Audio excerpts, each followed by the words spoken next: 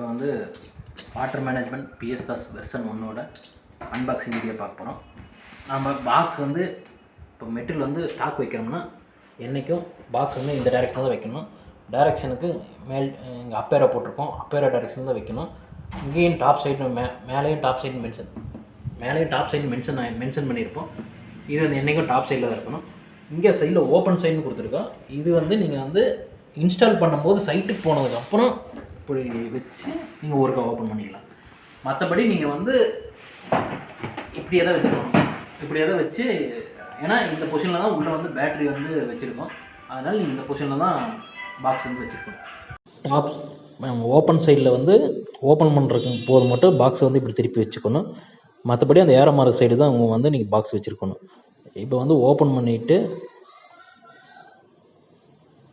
Open சைடில் open பண்ணுங்கள். Back சைடில் ஓப்பன் பண்ணிங்கன்னா உங்களுக்கு சோலார் பேனல் கீழே போயிடும், உள்ளே இருக்கிற ஒயர்ஸும் மாறி போயிடும். இப்போ பேனல் எடுத்து சைடில் வச்சுருங்க.